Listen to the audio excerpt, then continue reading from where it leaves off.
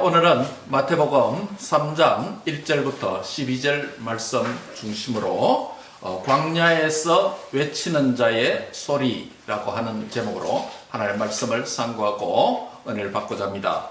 우리는 마태복음 1장, 2장의 강의를 마쳤습니다. 특별히 마태복음은 유대인들이 잘 이해할 수 있는 다양한 언어들로 표현을 했다고 했습니다. 그래서 마태복음 1장에서는 바로 사람의 이름, 족보를 통해서 구약의 많은 인물을 등장시켜서 바로 예수님으로 모든 예언이 성취되었다라는 측면을 말씀을 했다면, 마태복음 2장에서는 예수님의 오심이 바로 다양한 지명을 통해서 메시아로 오심을 마태가 성취되었다라는 복음을 그렇게 기록을 했죠. 특별히 2장에서 보면 몇 가지 지명이 있죠. 메시아로 오신 아기 예수님이 어디에 태어났다 그랬죠? 예, 베들레헴, 유다 땅 베들레헴에서 출생하셨고, 또 헤롯 왕의 살인 위협을 피해서 어디로요? 애굽으로 도피하셨고, 또 애굽에서 다시 나오심으로 애굽에서 내 아들을 불러냈다라고 하는 호세아 선지자의 예언을 성취했다라고 말씀을 했습니다. 그 다음에 헤롯 왕이 죽었을 때 바로 예수님은 애굽에서 나오셔서 나사렛에 정착하셨다라고 거주 지역을 말씀하시므로 바로 나사렛 예수님이라고 하는 이 이름이 불려지게 되었다 라는 말씀을 드렸습니다. 그래서 마태복음 2장에서 예수님의 출생과 유아기, 애굽으로 요셉과 마리아 어머니 품에, 아버지의 품에 안겨서 애굽으로 내려가시고, 아동기를 훨씬 지나서 청년기와 청소년기와 청년기를 뛰어넘어서 갑자기 오늘 읽은 마태복음 3장에서는 예수님의 성년기에 접어든 예수님으로 등장하고 계시는 것을 보게 됩니다. 본문 1절에 보면 그때에라고 하는 시간 부사로 시작합니다. 바로 이 시간적 개념은 언제를 가리킵니까? 예수님께서 애굽에서 나오시고 나사렛에서 정착하여 사는 기간이 되겠습니다. 요한의 사역이 또한 시작되는 때를 가리킵니다. 이 시간을 나타내는 표현은 종종 하나님의 행동이 나타나고 가시화되려고 할 때 사용되는 표현으로 구약과 신약에서 다양하게 사용되는 표현입니다. 지금 하나님께서는 이제 요한을 통해서 6개월 먼저 출생했던 요한을 통해서 일하시려고 하는 장면을 묘사하고 있습니다.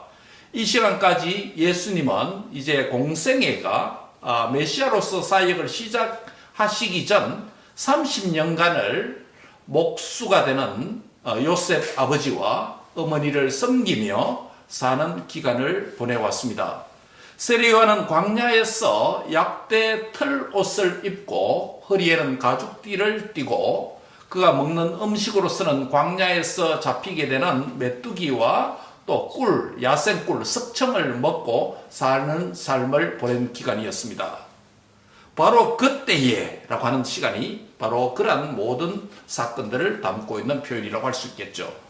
요한과 예수님의 각자가 이 조용한 준비 기간을 보낸 이후에 요한의 말씀 사역 시작이 이제 되었다라는 점을 오늘 본문이 보여주고 있습니다.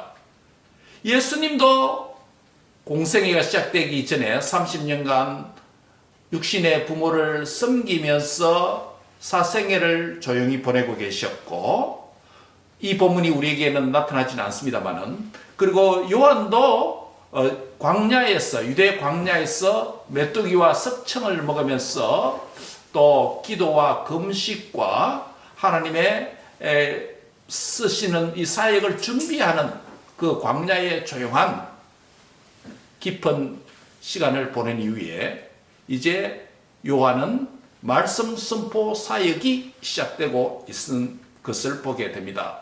요한의 사역의 결과로 온 유대 땅과 요단강 사방에서 사람들이 갑자기 몰려들기 시작합니다. 지난 말라기 이후 400년간 선지자의 예언이 없었던 기간이었습니다.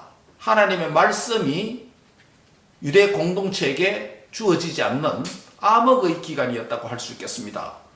구약 선지자의 계보를 이어가고 신약의 새로운 길을 여는 메시아가 오기 전까지의 중간에서 사역을 하는 세례 요한이 등장해서 드디어 하나님의 말씀을 선포하기 시작합니다.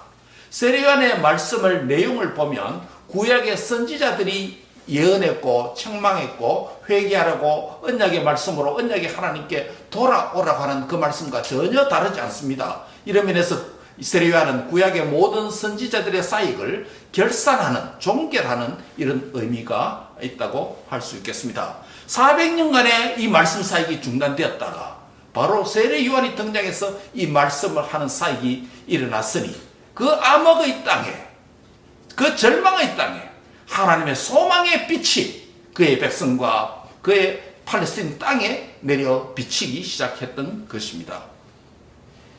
그래서 이 빛의 말씀을 듣기 위해서 많은 무리들과 많은 사람들이 몰려들기 시작했던 것입니다. 요한은 자신과 바로 그의 자신의 사역을 무엇으로 마태복음에서 표현했냐면 광야에서 외치는 자의 소리다. 요한의 말씀 사역, 요한의 구약 선지자를 종결하는 그 말씀 사역에 한마디로 요약하면 광야에서 외치는 자의 소리다. 나의 말씀은, 내가 지금 선포하는 말씀은 광야에서 외치는 소리다 라고 정의를 하고 있습니다. 그런데 그 소리의 실체가 무엇일까요? 그 소리의 실체는 바로 하나님의 나라에 대한 것입니다. 천국에 대한 것입니다. 회개하라, 천국이 가까웠느니라 라는 말씀을 전했기 때문이겠죠. 다시 오실 예수님의 길을 준비하고 예비하는 사역이 요한의 광야에서 외치는 자의 소리였던 것입니다. 비록 자신을 보잘것없는 이 소리, 사운드 정도로 여겼지만은 그가 외치는 소리로 인해서 많은 사람들이 죄를 회개하고 세례를 받는 역사가 나타나기 시작했습니다. 오늘 우리가 하는 일이 어떻게 생각해 보면 세상과 사람이 볼 때, 심지어 우리 자신들이 우리를 볼 때도 너무 미약하고 보잘것없어 보일 수도 있습니다. 하나님께서 역사하시고 사용하시면 얼마든지 하나님이 원하시는 열매를 맺을 수 있다라고 하는 소망을 이 말씀을 통해서 보게 됩니다.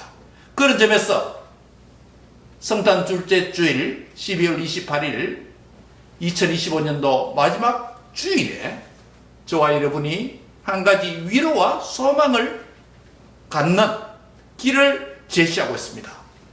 지난 한 해 되돌아볼 때, 또 지난 우리의 인생들을 되돌아볼 때 하나님 앞에 부끄럽고 연약하고 보잘것없는, 주를 위해서 산다고 살았지만, 복음을 위해서 산다고 살았지만 참 미약하고 보잘것없는 인생을 살아왔다, 이렇게 생각이 듭니다.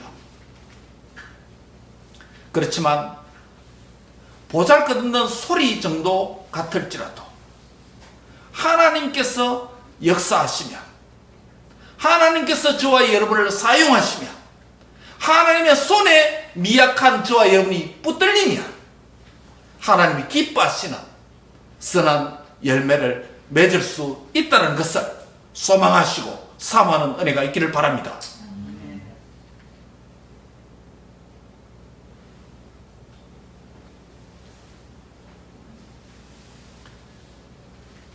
다시 오실 예수님의 길을 예비하는 삶과 사역이 세례 요한이 오실 예수님을 기다리며 준비했던 사역에 맞추어서 우리도 그렇게 살아가는 자들이라고 할 수 있습니다.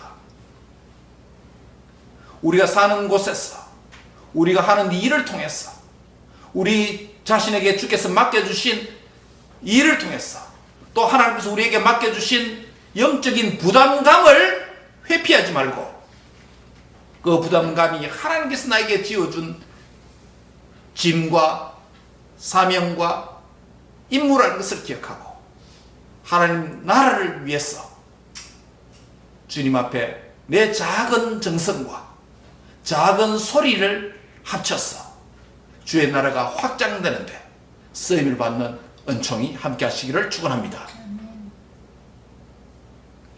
저는 요즘 하나님 앞에 특별한 기도를 하고 있습니다. 우리 목사가 70살에 은퇴를 하지 않습니까? 정상적으로 하면 조기 은퇴도 있습니다만. 그렇다면 이 연말에 제가 생각을 해보니 이제 저로서 목사로서 하나님께서 생명을 보존해 주시고 또 하나님 허락해 주신다면 이제 딱 10년을 남겨놓고 있습니다. 목사로서. 이 10년을 어떻게 보낼 것인가? 기도하고 또 무릎 꿇고 또 기도하고 이렇게 보내고 있습니다. 그런데 어저께 기도하고 일어서서 책상에 앉아서 말씀을 폈는데 고린도전서 15장 58절 말씀이 저에게 주어졌습니다. 그러므로 사랑하는 형제들아 견실하며 흔들리지 말고 항상 주의 일에 더욱 힘쓰는 자가 되라. 이는 너희 수고가 주 안에서 헛되지 않은 줄 알미라. 고린도전서 15장 58절 이 말씀이 제 마음속에 와닿았습니다. 앞으로 10년을 목사로서 어떻게 살아갈까? 내가 목사로 부름을 받았는데 이 복음사에게 쓰임을 받기 위해서 훈련을 받고 목사로서 사역을 하고 있는데 이제 10년이 남았는데 10년이면 어떻게 생각하면 길고 어떻게 생각하면 짧잖아요.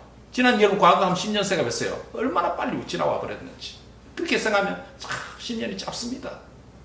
또 어떻게 생각하면 10년도 이 제대로 뭐 할 수 있는 기간도 됐다. 어떻게 생각하면 또 긴 기간도 될 수 있습니다. 여러 생각들이 많은 가운데 이 말씀이 제게 주는 것입니다.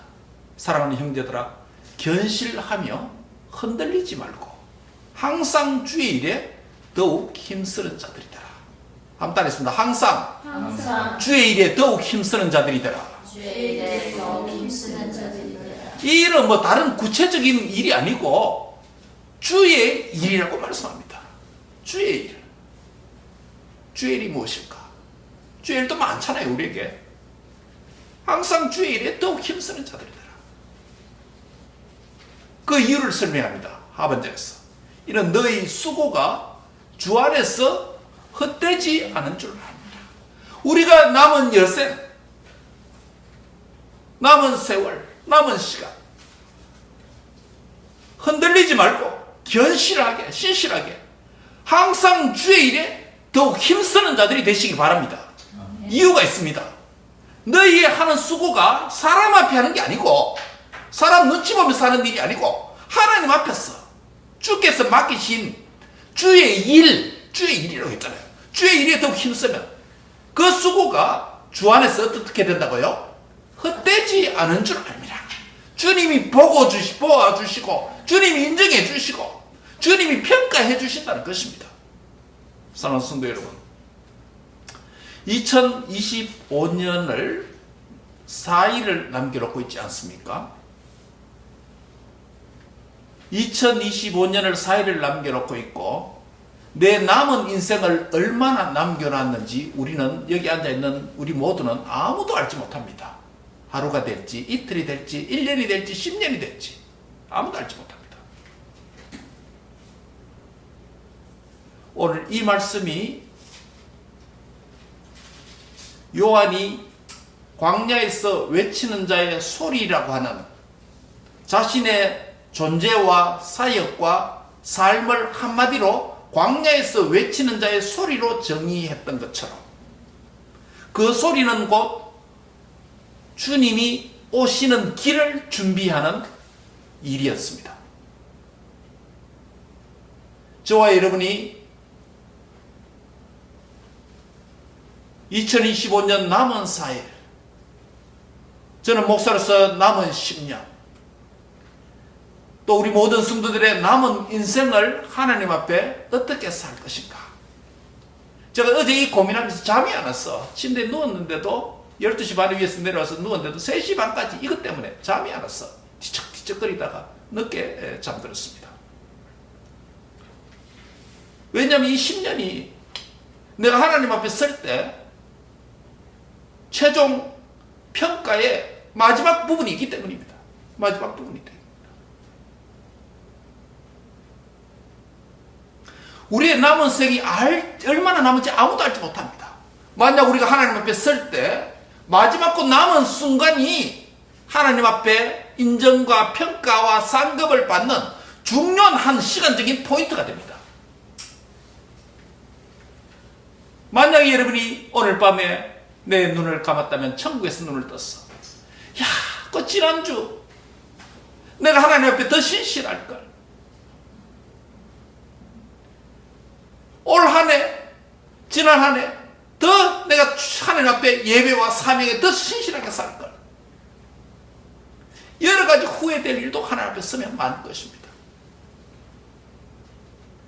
세례요한처럼 초림하시는 예수님을 준비하고 길을 준비하는 자가 아니라 저와 여러분은 재림하실, 다시 오실 주님을 기다리며 그 주님의 오실 길을 예비하는 광야에서 외치는 소리와 같은 존재로서 이 땅에서 한 그리스도인으로서 주님의 오실 길을 예비하며 사는 자들로 부름을 받은 것입니다.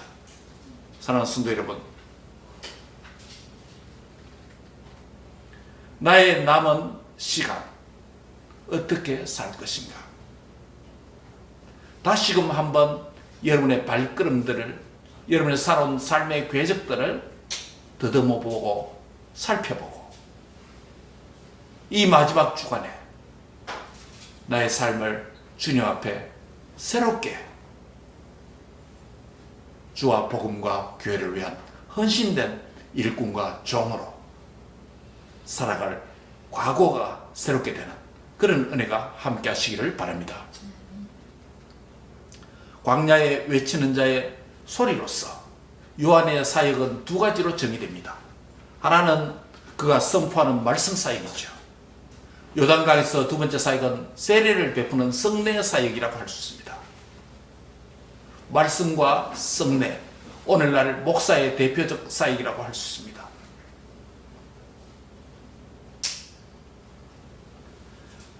그러나 이 말씀은 목사에게만 적용되는 것이 아니라 다시 오실 주님의 길을 준비하는 믿는 모든 사람들이, 모든 성도들이 광야에 외치는 자의 소리로서 주의 길을 예비하고 주님의 오시는 길의 첩경을 평탄케 하는, 오늘 3절에 있는 말씀대로 마태가 이사야 40장 3절을 인용해서 말씀을 하고 있습니다. 오늘 광야에서 외치는 자의 소리가 있어 가로되 너희는 주의 길을 예비하라, 그의 길을 첩경을 평탄케 하라, 이사야가 선포했죠. 여기서 주의 길을 예비하러 온 자들이 많이 있지만은 그 한 사람이 누굴까요? 오늘 본문에 등장하는 세례 요한이죠. 이사야 예언이 세례 요한을 통해서 성취되었습니다. 주의 길을 예비한다.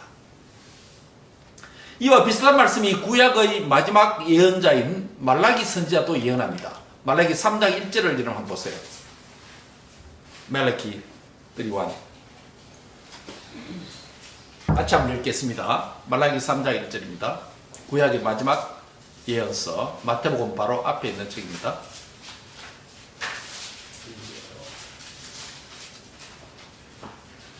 같이 읽습니다. 시작. 만군의 여호와가 이르노라, 보라 내가 내 사자를 보내리니 그가 내 앞에서 길을 예비할 것이요 또 너희의 구하는 바 주가 홀륜히 그 성전에 임하시리니 곧 너희의 사모하는 바 언약의 사자가 임할 것이라. 여기에 여호와 하나님께서 말씀하시는 이 말씀 안에 두 인물이 등장합니다. 하나는 보면 보라 내가 누구를 보냅니까? 내 사자를 보낸다. 주님의 사자를 보낸다는 것입니다. 그 다음에 그가 내 앞에서 길을 예비한다라고 했죠. 주님의 길을 예비하는 자가 누구라고요? 세례요한. 아까 앞에 이사야 40장 3절과 똑같죠? 그 다음에 하반절 한번 보세요. 또 너희의 구하는 바 주가 너희의 구하고 사모하고 기다리는 주가 임하시는데 그가 성전에 임할 것인데 누굽니까? 동격으로 곧 너희의 사모하는 바 언약의 사자가 임하실 것이다. 이 언약의 사자가 누구예요? 말라기 말씀에 안 있는 예수님을 가리킵니다. 언약의 사자는 예수님이고 그 다음에 그 길을 예비하는 사자는 세례요한을 가리킵니다. 즉 세례요한이 먼저 오고 예수님이 온다라는 것입니다. 이 장면을 지금 요단강에서 보여줍니다. 예수님과 세례요한이 더킹하는 물에서 만납니다. 과거에 물에서 만난 적이 있죠. 어머니의 모태 안에 양수 안에서 요한과 예수님이 함께 만났죠. 그렇죠? 예, 6개월 때 임신 6개월 때 엘리사벳 집에 마리아가 임신해서 찾아갔잖아요. 그렇죠? 그 양수 안에서 세례요한이 예수님을 만나서 어떻게 했습니까? 태아에서 뛰어놀았다 했잖아요. 그게 첫 만남입니다. 그렇죠? 예수님과 세례요한의 복중에서 서로 첫 만남이었습니다. 지금 다시 또 다른 물에서 첫 만남까지는 어디 있어요? 요단강 물에서 예수님과 세례요한이 두 번째 만남이 물에서 또 있습니다. 굉장히 의미 있는 만남이죠. 둘 다 물에서 만남입니다.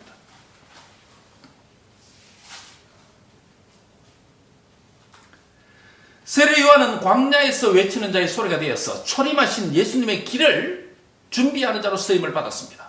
새 언약의 주가 되시는 우리 주 예수님을 믿는 성도인 저와 여러분은 재림하실 다시 오실 주님의 오실 길을 준비하는 자로 쓰임을 받는 주님의 사자인 줄 믿습니다. 어떻게 다시 오실 주님의 길을 예비하는 자가 될 수 있습니까? 두 가지로 요약해서 말씀드리려고 합니다. 적용으로. 첫 번째는 따라합니다. 구원의 주를 예배하자. 구원의 주를 예비하자. 예, 이 땅에서 예배하는 자가 새하늘과 새 땅에서 영원히 예배하는 자가 될 수 있습니다. 이 땅에서 예배하지 않으면 새하늘과 새 땅에서 예배할 수 없습니다. 이 땅에서 예배자로서 주님을 인격적으로 만나고 새 언약 백성으로 사는 자가 될 때 새하늘과 새 땅에서도 영원한 하나님 앞에서 예배자가 될 수가 있는 것입니다.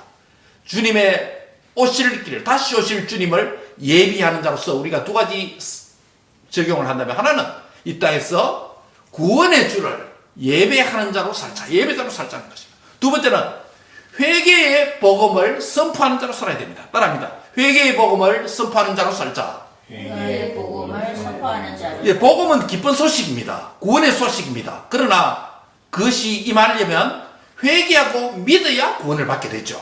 그러면서 복음을 회개의 복음이라고 성경에서 말씀합니다. 그러므로 다시 오실 주님을 기다리는 자로서 세례요한이 유다 광야에서 외치는 자의 소리로서 회개하라 천국이 가까운 일이라는 말씀을 선포했던 것처럼 저와 여러분도 이 회개의 복음을 또 다른 사람이 내가 회개하고 믿었던 것처럼 또 다른 사람도 회개하고 예수님을 믿고 구원받을 수 있도록 회개의 복음을 선포하고 나누는 자로 사명을 감당할 수 있기를 바랍니다. 이것이 저와 여러분에게 다시 오실 주님을 기다리는 주의 사자로서의 사는 삶이라고 말할 수 있는 것입니다. 매우 흥미로운 것은 오늘 본문 7절부터 10절에 보면 이 세례의 요단강 세례의 장소에 두 무리의 사람들이 등장합니다. 한 그룹은 바리새인들이고 또 한 그룹은 사두개인들입니다. 당시에 이 두 그룹은 유대인의 율법을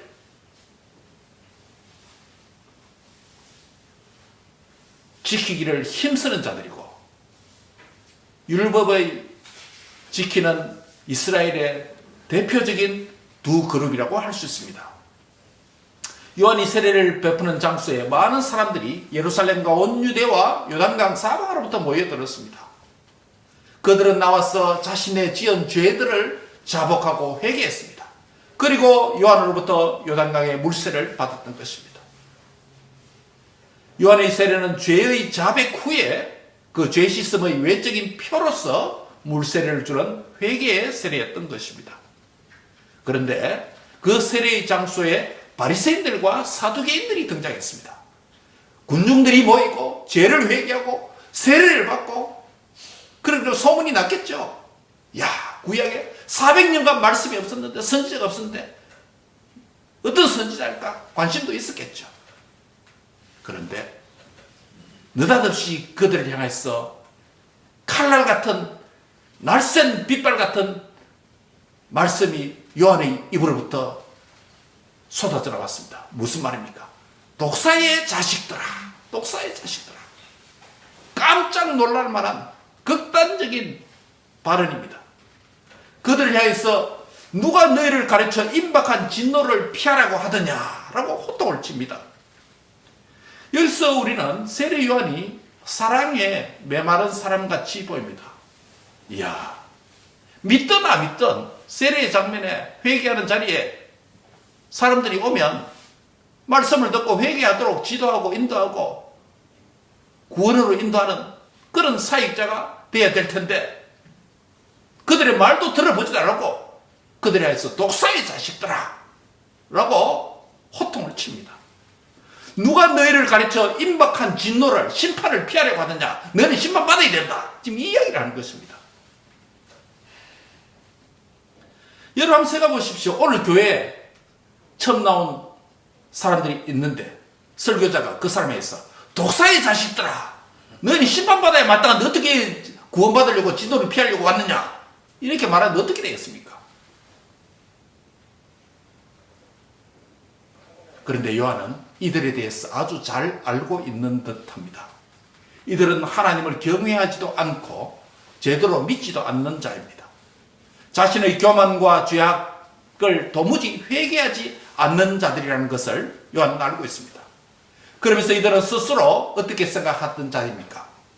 아브라함의 자손들로 자신을 여겼습니다. 아브라함이 그들의 조상이라고 자랑스럽게 자랑하고 떠벌리는 자입니다. 요한의 입장에서 보면 이들은 거대한 착각 속에 사는 자입니다. 어떤 자라고요? 거대한 착각 속에 사는 자들이라는 것입니다. 요한의 입장에서 보면. 근데 자신들은 정말 아브라함의 자손이다 생각합니다. 육체적으로 아브라함의 자손 맞죠? 그리고 그들이 율법이라고 하는 종교적 삶을 살죠? 종교적 분위기 안에서 있죠? 종교적인 말을 하는 사람들이죠? 그런데 그럼에도 그들은 진짜 하나님을 믿지 않았습니다. 여러분, 이 가능한 일입니까? 가능한 일이에요. 육체적으로 아브라함 자손입니다. 율법 가까이 하는 자들입니다. 율법 잘 아는 자들입니다. 종교적 삶을 삽니다. 제사 지내고 합니다. 종교적 분위기 안에 생각합니다. 말도 종교적 말을 합니다. 그런데 진작 하나님을 믿지 않는 자라는 것입니다. 무엇보다도 이들은 아브라함의 후손으로서 육체적 표시가 있는 자들입니다. 무엇입니까? 다 난지 8일 만에 할례를 받은 자들입니다. 아브라함의 자손이라는 언약의 정표까지 있습니다. 이만하면 됐죠? 뭣도 더가 필요하겠습니까? 그러나 기준 미달이라고 하는 것입니다.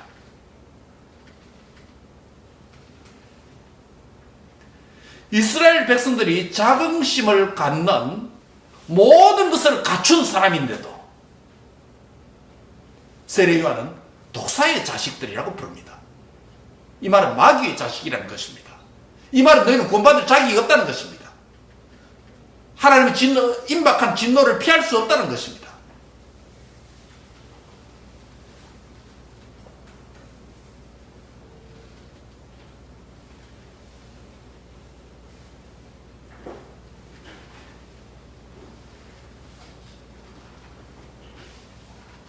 예수님은 후에 아브라함을 자신의 아버지라고 조상이라고 부르는 자들 향해서 아브라함의 자손이면 아브라함이 행한 일을 할 것이거늘이라고 요한복음 8장 39절에 말합니다.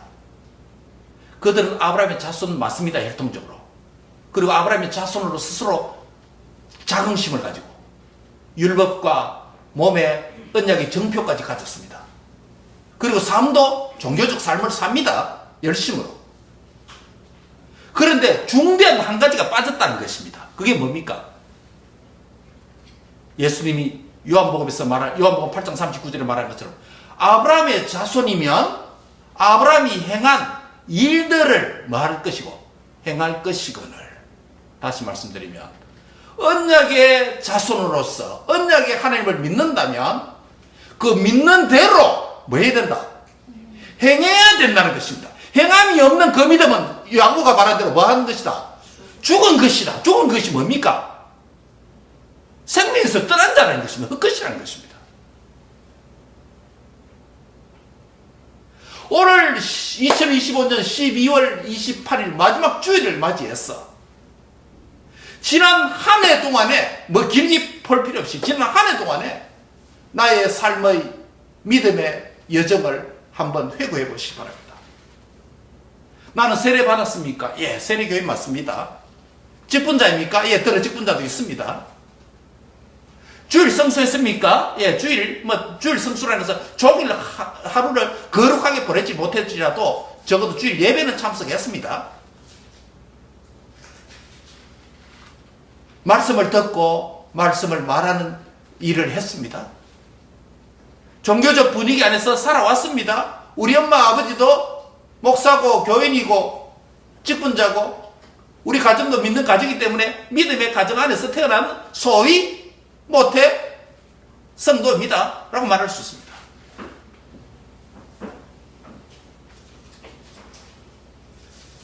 사두개인과 바리새인에게 모든 액세서리가 가득했지만은 가장 중요한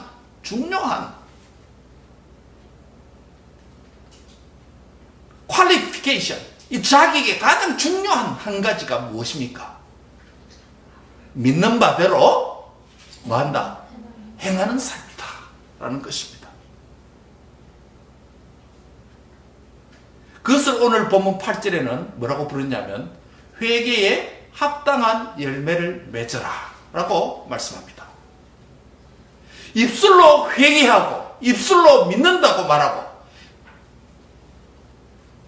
입술로 신자처럼 살지만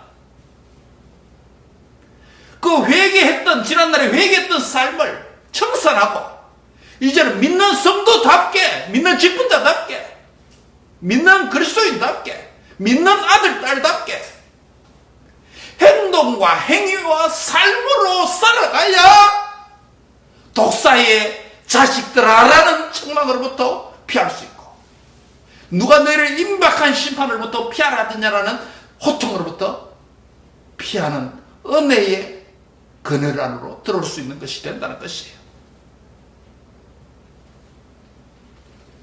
사랑하는 성도 여러분, 나는 이만하면 되지, 이만하면 좋은 그리스도인이지, 이만하면 좋은 교인이지, 이만하면 평생 믿음으로 살아왔다고 할 수 있겠지. 어떻게 생각하면 사두개인과 바리새인을 향한 세례 요한의 평가처럼 거대한 착각 속에 있는 줄도 모릅니다. 거대한 착각 속에 있는 줄 모릅니다. 그래서 이 마지막 순간을 지나서 주님 앞에 쓸 때, 내 그 인생의 마지막 시점, 인생의 그 부분, 정말 후회스럽지 않게 제대로 살고 올걸. 이러한 후회가 생기지 않도록 남은 삶에 믿는 자답게 정말 행함으로 그 믿음을 하나님과 사람 앞에 표현하는 은혜가 있기를 바랍니다. 회개한 대로 다시금 그것을 먹지 말고 돼지가 목욕을 하고 다시 고등에 돌아가는 것처럼 하지 말고 회개에 합당한 열매를 맺는 복된 성도들 다 되시기를 바랍니다. 말씀을 맺습니다. 세례 요한은 회개하라고 선포합니다. 왜냐하면 천국이 주님이 가까웠기 때문입니다. 요한에게는 초림하신 주님이 가까웠다면 저와 여러분에게는 새 언약의 사자가 되시는 예수님을 믿는 저와 여러분에게는 재림의 주 천국이 심히 우리를 향하여 가까이 오고 있습니다. 회개하는 자만이 천국에 들어갈 수 있습니다. 만고의 진리입니다. 따라합시다. 회개하는 자만이 회개하는 자 천국에 들어갈 수 있습니다. 천국에 들어갈 수 있습니다. 회개는 죄를 자복하는 것이라고 6절에 말씀합니다. 회개는 회개에 합당한 열매를 맺어야 한다고 8절에 말씀합니다. 죄를 자복할 뿐만 아니라 합당한 열매를 맺어야 된다는 것입니다. 이것은 회개한 바대로 삶의 변화가 있어야 된다는 것을 의미합니다. 즉 회개하고 예수님을 믿어야 임박한 진노의 심판을 면할 수 있다라고 10절에 말씀합니다. 회개하지 않고 믿지도 않는 자는 현재적으로도 심판을 받았을 뿐만 아니라 장차 꺼지지 않는 불에 태울 것이다라고 12절에 밝히 말씀합니다. 영원한 멸망의 심판이 기다리고 있다는 것입니다.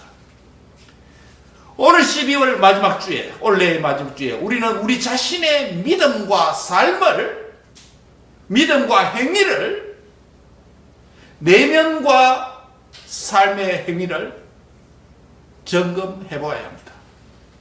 여러분이 종교 관련 공동체에 소속되어 있고 교회를 출입하며 종교 생활을 할지라도 여러분 자신이 정말로 예수님을 믿고 있는지 점검해 봐야 됩니다. 여러분의 죄를 정말 자복하고 회개한 자에게 주시는 불과 성령의 임하심을 받아야 임박한 진노에 꺼지지 않는 영원한 불심판을 면할 수가 있는 것입니다. 기독교 믿음의 교리 가운데 칭의의 교리가 오늘날 한국 교회 안에 매우 강조되고 있습니다. 매우 좋은 일이 아닐 수 없습니다. 칭의의 교리는. 그러나 이것이 전부가 아니라는 것 알아야 합니다.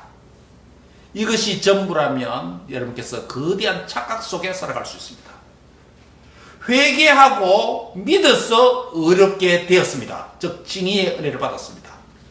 그렇다면 그 이후에 회개에 합당한 삶과 실천이 있는지 살펴봐야 됩니다. 이게 지금 세례 요한이 지금 이 부분에서 하고 있는 것입니다. 행함이 없는 믿음, 변화가 없는 신앙생활, 삶의 열매가 없는 입술만의 회개, 이 모든 것은 스스로 아브라함 자손이다, 스스로 신자다라고 확신하고 구원이 보장된 줄 알고 거대한 착각 속에 살아가는 바리새인들과 서기관들과 다름이 없습니다. 여러분 죄를 하나님 앞에 자복했습니까? 물과 성령으로 세례를 받았습니까? 회개에 합당한 삶의 열매가 정말 있습니까? 믿는 바대로 과연 행하고 있습니까? 스스로 속이지 말고 정직하고 하나님 앞에 한번 답해 보시기 바랍니다. 자신의 본 모습을 보시고 깨닫는 은혜가 있기를 바랍니다. 더 이상 이런 삶을 내년으로 이어지지 않도록 생각의 변화, 마음의 변화, 행동의 변화, 입술의 변화, 전인격의 변화, 한마디로 말하면 회개에 합당한 열매를 맺는 신실하고 진실한 참 성도가 되시기를 주의 이름으로 축원합니다. 기도하겠습니다. 우리 하나님의 크신 사랑과 은혜를 감사합니다. 광야에서 외치는 자의 소리로서 오실 주님을 예비하면서 회개하라 천국이 가까운 일이라고 선포했던 요한의 사역처럼 이제는 다시 오실 주님의 길을 예비하는 복음의 사자가 되어서 살아가는 새 언약 백성된 믿음의 모든 성도들이 정말 진정으로 회개하여서 바른 믿음을 갖고 믿는 대로 행하는 회개에 합당한 열매를 맺는 참 성도의 길을 걷도록 주여 불쌍히 여겨 주시옵소서. 지난 한 해 동안 하나님 은혜 가운데 살아왔습니다. 참 믿음의 성도답게 산다고 열심히 살아왔습니다. 그러나 우리의 믿음과 우리의 행함과 우리의 말과 행실을 하나님 앞에 다시금 한번 점검하는 시간이 되기를 원합니다. 사랑하는 주여 참 성도로 거듭나게 해주시고 참 믿음으로 회복되도록 주여 은혜를 베풀어 주시옵소서. 예수님의 이름으로 기도합니다. 아멘.